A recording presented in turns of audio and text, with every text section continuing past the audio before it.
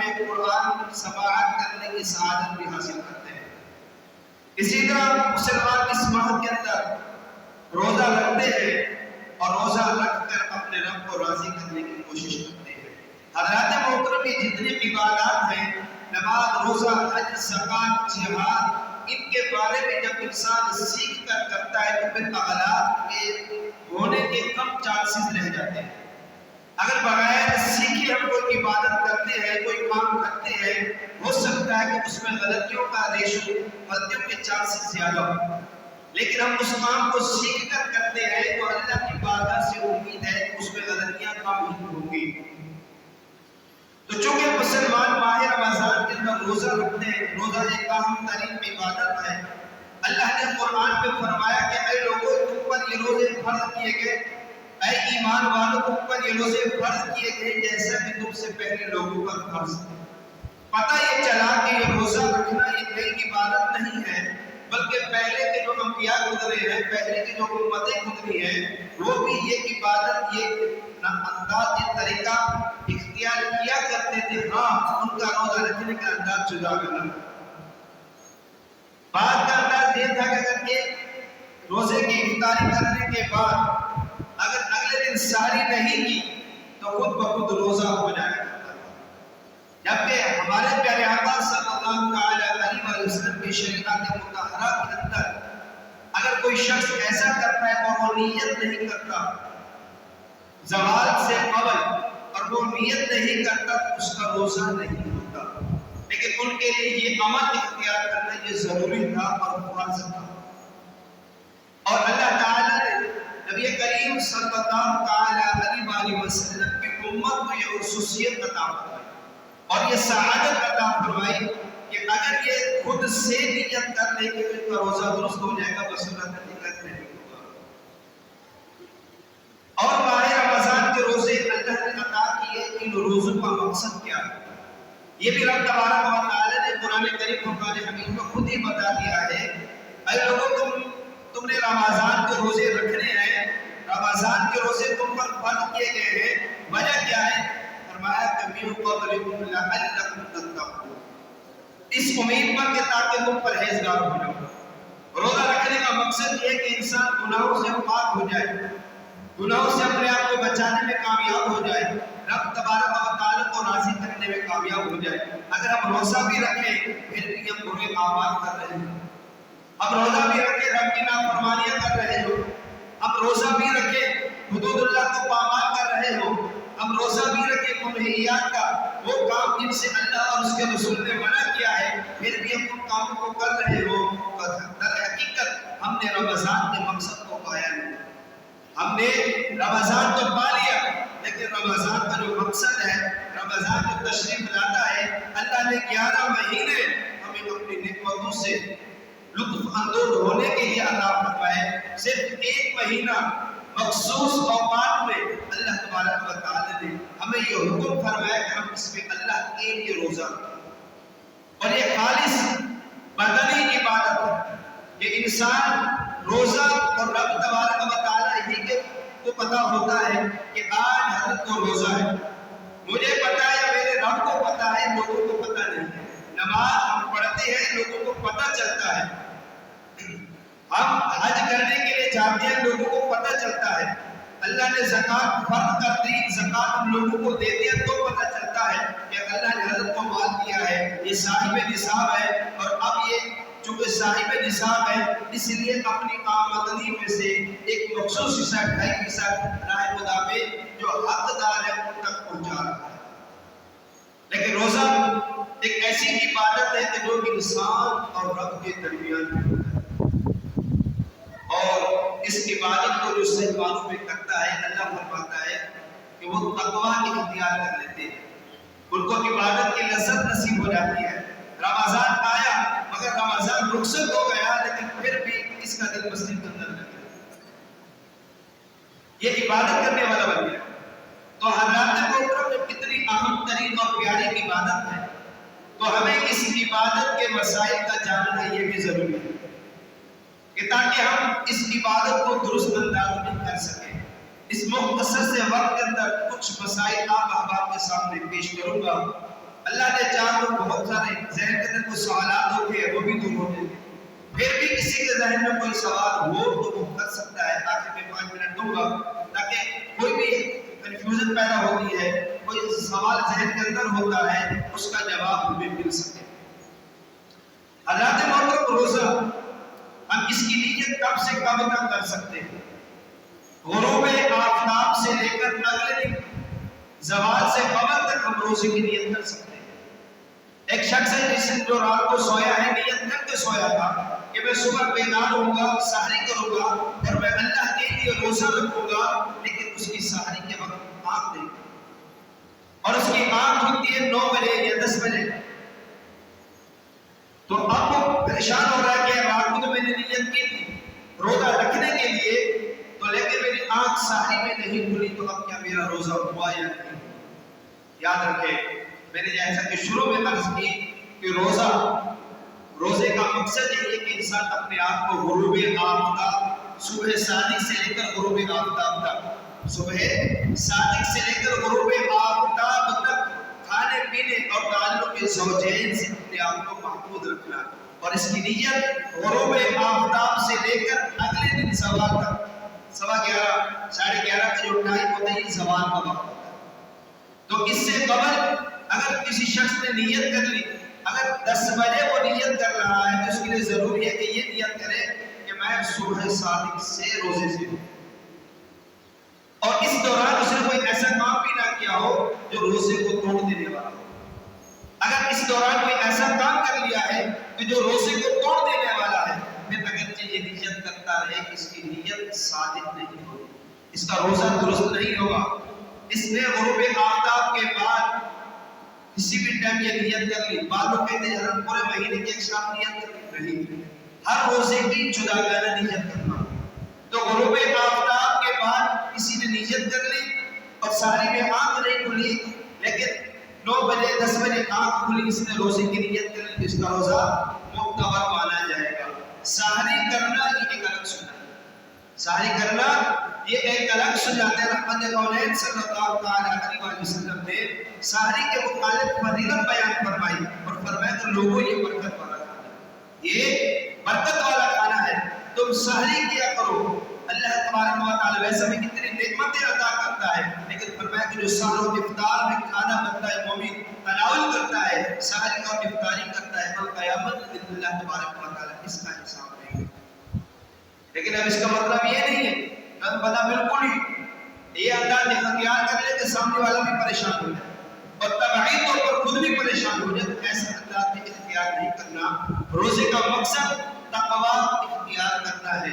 روزے کا مقصد اپنے آپ کو بھوکا رکھ کر غرباء اور وہ لوگ کہ جو سارا سال ان نعمتوں سے لطف اندوز نہیں ہوتے، ان کی یاد ہمیں بھی محسوس ہو، ہم بھی دیکھیں کہ یار ایسے لوگ جن کو اللہ نے مال عطا نہیں کیا، نعمتیں دنیاوی عطا نہیں کی ہیں، وہ بیچارے اپنا پورا سال کیسے گزارتے ہیں.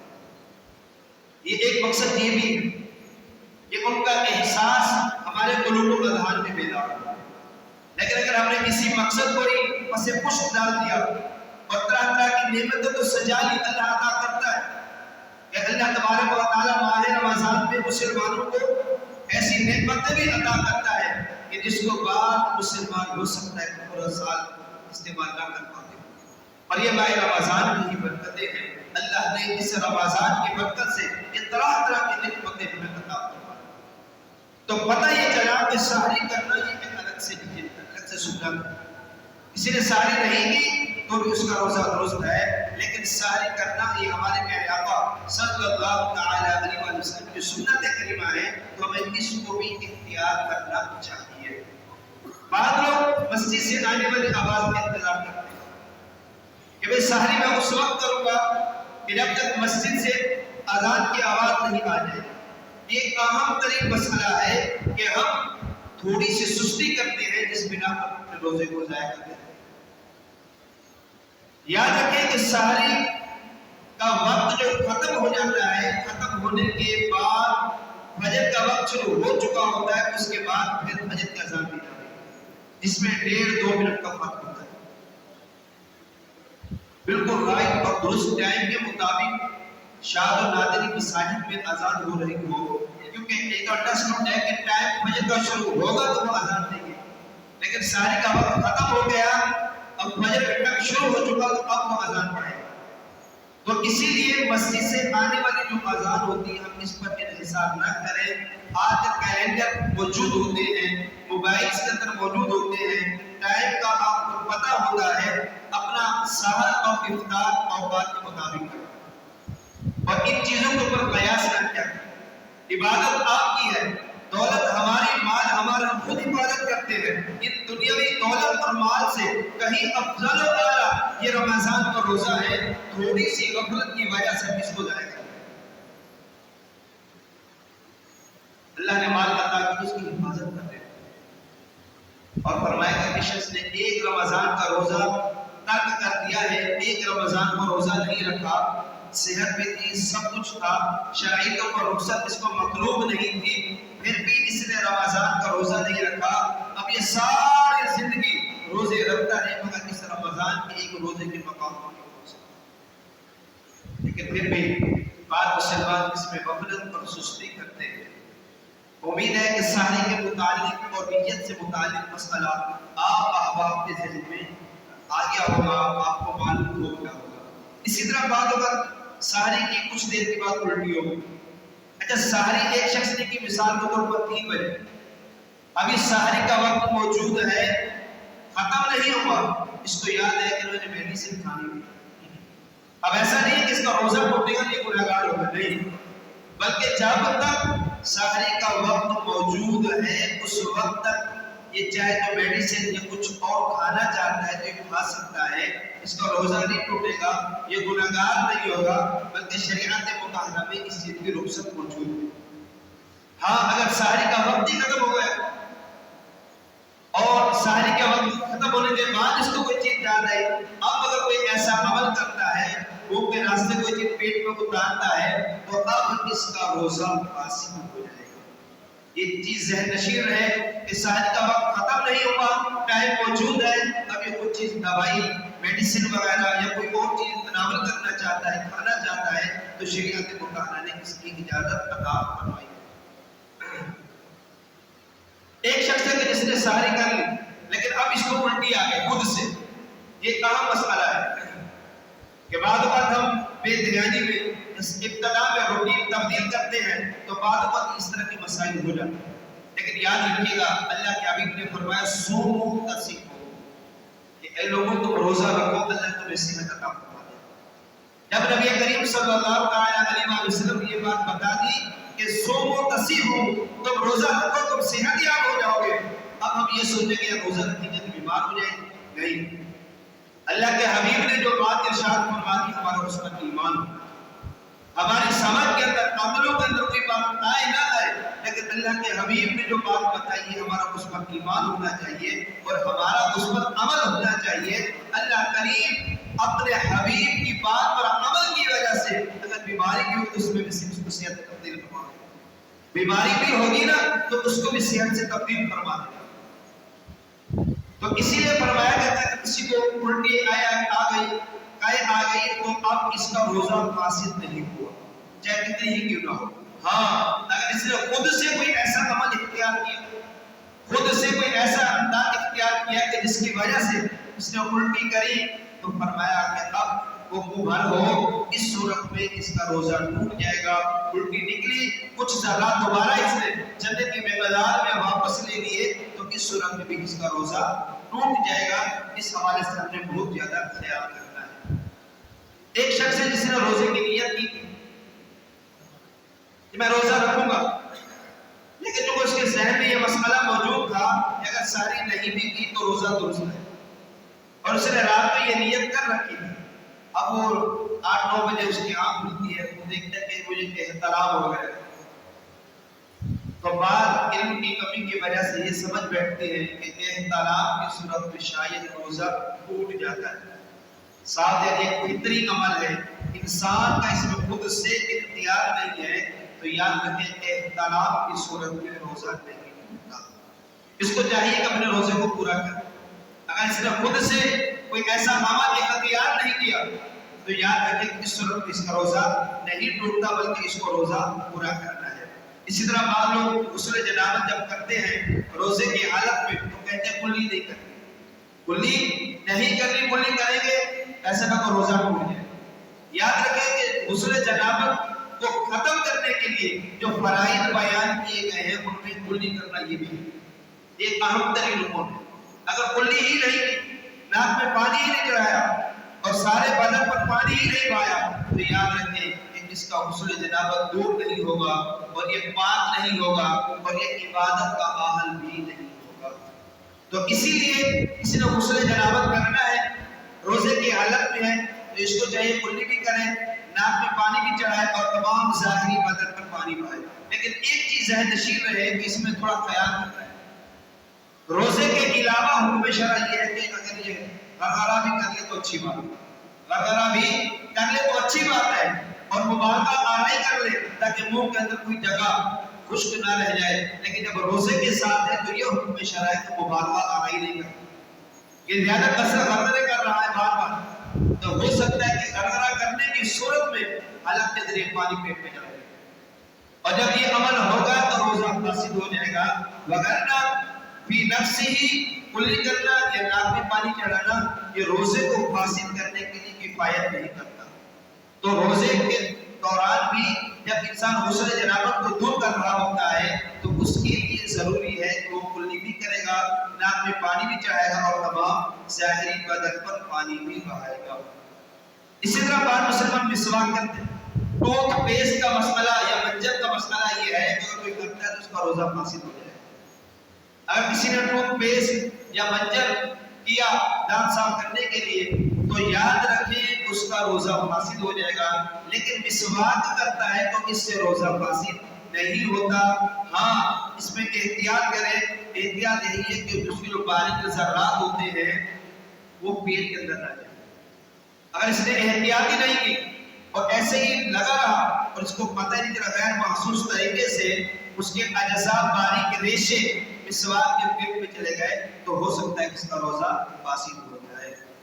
اسی طرح بال وغیرہ بلوانے سے بھی روزہ فاسد نہیں ہوتا، سرما لگانے سے بھی روزہ فاسد نہیں ہوتا۔ ہاں روزے کی حالت میں لیکوڈ ٹائپ ڈراپس آنکھ میں ڈالنے سے بچنا یہ ضروری ہے۔ سرمے سے روزہ نہیں ٹوٹے گا لیکن لیکوڈ ٹائپ یا کاجل وغیرہ لگانے سے روزے فاسد ہو جاتا ہے، لیکوڈ ٹائپ ڈراپس ڈالنے سے روزہ فاسد ہو جاتا ہے، کان میں بھی ڈراپس ڈالی تو اس سے روزہ فاسد نہیں ہوتا۔ لیکن اگر کان کا پردہ پھٹا ہوا ہو تو اس صورت میں روزہ فاسد ہو جاتا ہے۔ حضرات محترم یہ ایک اہم ترین عبادت ہے، ہم اس کو سیکھ کر کریں گے، جان کر کریں گے تو غلطیاں کم ہوں، لیکن بغیر سیکھے بغیر کسی سے سمجھے ہم اس عبادت کو کرتے رہے تو ہو سکتا ہے غلطیاں ہم زیادہ کر رہے ہیں۔ اسی طرح سے بعض شوگر کے مریض ہوتے ہیں اور وہ انسولین کا انجیکشن بھی لگاتے ہیں اور بعض سمجھ بیٹھتے ہیں ساری سے قبل یہ عمل کر رہے ہوتے ہیں، پوچھا گیا تو کہتے ہیں کہ روزہ ہے، روزہ رکھنا ہے، یعنی وہ یہ سمجھ بیٹھے ہیں کہ روزے کے عالم میں انسولین کا انجیکشن یا کوئی اور انجیکشن ہم نے لیا ہو سکتا ہے روزہ بند، جبکہ درست مسئلہ یہی ہے۔ علماء نے اس پر تحقیق کی ہے، مفتیان پاکستان ہو یا دیگر اکابر علماء ہو ان کی رائے یہی ہے، وہ فرماتے ہیں کہ انجیکشن لگانے سے روزہ نہیں ہوتا۔ ہاں ایک شخص جو تقوی اختیار کرتا ہے، اپنے آپ کو بچاتا ہے تو وہ ایک الگ مسئلہ ہے، لیکن اگر کوئی ایسا مریض ہو کہ جس کو انجیکشن کی ضرورت ہو وہ لگوا سکتا ہے، کسی کو بلڈ ڈونیٹ کرنا چاہ رہا ہے یا اپنے ٹیسٹ کروانا چاہ رہا ہے تو اس صورت میں چونکہ جسم سے بلڈ جا رہا ہے آ نہیں رہا، لیکن اس میں یہ ضرور ہے کسی کو بلڈ ڈونیٹ کر رہا خود کی جان پر بچ جائے تو اب اس کے لیے حکم شرع یہ ہے کہ یہ اپنے آپ کو اس عمل سے بچائے، بلڈ ڈونیٹ نہ کرے کہ بلڈ ڈونیٹ تو کر رہا ہے لیکن خود کمزور ہو رہا ہے، خود کی طبیعت خراب ہو رہی ہے، تو اب شریعت مطہرہ متحقق یہ ہے، مطلوب یہ ہے کہ یہ اس کی اپنی طبیعت خراب ہو تو اب اس کے حکم شرعی ہے کہ اس عمل سے اپنے آپ کو بچائے، وگرنہ فی نفسی کو کسی کو بلڈ ڈونیٹ کرتا ہے اپنے ٹیسٹ کرواتا ہے تو اس صورت میں اس کا روزہ فاسد نہیں ہوگا۔ سگریٹ، حقہ، پان یا نسوار وغیرہ بعض لوگ ان کو استعمال کرتے ہیں، یاد رکھیں ان تمام چیزوں سے روزہ فاسد ہو جاتا ہے، ان तमाम चीजों से रोजा फासिद हो जाता है। वो ये लाख कह के नहीं कि पेट में मैं ये अज्जा लेकर नहीं जा रहा, गैर महसूस तरीके से हलक के जरिए चीजें पेट में जाती हैं, मैदे में उतरती हैं, जिसकी वजह से इसके जो कैफियत लाख की बनती है वो सब हो रहा है। तो दौरान रोजा इस अमल से अपने आप को बचाना है। इसी तरह से एक शख्स है कि जिसने खुशबू सूंघी, चाहे वो धुएं की सूरत में हो, चाहे वो ऐसे ही हो, तो इस सूरत में रोजा नहीं टूटता। हाँ, अगर अगरबत्ती के करीब अपने आप को लेकर गया, सिगरेट के धुएं को करीब लेकर गया और इसको सक कर रहा है, अपने पेट में ले रहा है, तो याद रखें इस सूरत में इसका रोजा फासिद हो जाएगा। आज सोशल मीडिया का दौर है, आज सोशल मीडिया का दौर है। अल्लाह करीम आफियत नसीब करे। हम अल्लाह से आफियत का सवाल करते हैं, वगरना हालात जो है इंतहाई नाजुक, इस कदर तूफान बदतमीजी और बेहयाई आम है कि आज अगर बच्चे के हाथ में भी मोबाइल है तो उसको भी पता नहीं चलेगा क्या चीज सामने आ रही है। अगर कोई ऐसा शख्स है कि कोई माज़अल्लाह सुम्मा माज़अल्लाह ऐसी गलत चीज देख रहा है, तो इस सूरत में इंतजार हो जाता है। तो याद रखें, अगर इसने खुद से कोई ऐसा अमल नहीं किया और खुद से इंसान हो गया तो रोजा नहीं टूटेगा, लेकिन रोजे की जो नूरानियत है, रोजे की जो बरकत है, उससे ये महरूम हो जाएगा। इसलिए फक़हाए कराम ने फरमाया कि इसको चाहिए इससे बचे। लेकिन अगर इसने खुद से कोई ऐसा अमल इख्तियार किया कि जिसकी वजह से इंसान हो गया, तो अब इसका रोजा फासिद हो जाएगा और इसको बाद में इस रोजे की कज़ा और कफ़ारा देना होगा। इसी तरह से एक और अहम तरीन मसला है कि बाद अहबाब जो दमे के मरीज होते हैं या ऑक्सीजन वगैरह जिनको लेना होती है, तो अगर ये ऑक्सीजन ले रहे हैं या इनहेलर के जरिए अपने आप को मर्ज की शिद्दत से कमी दिलाने की कोशिश कर रहे हैं, तो याद रखें इस चीज से भी रोजा फासिद हो जाता है।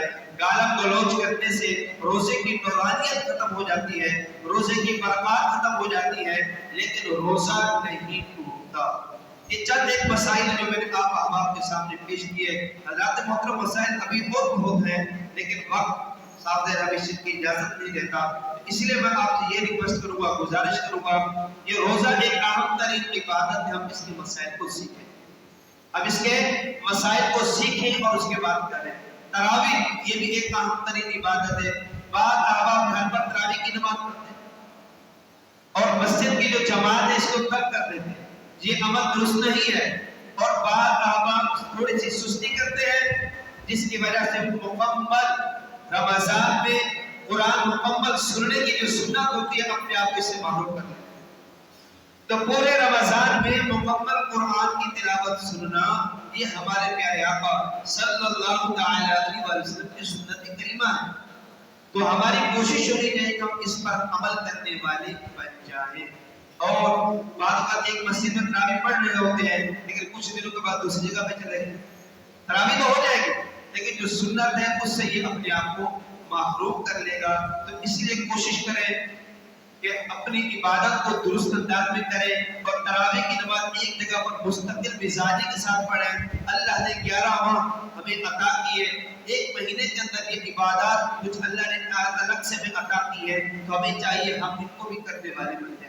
अल्लाह करीम मुझे भी आपको भी इस पर अमल करने की तौफीक अता फरमाए।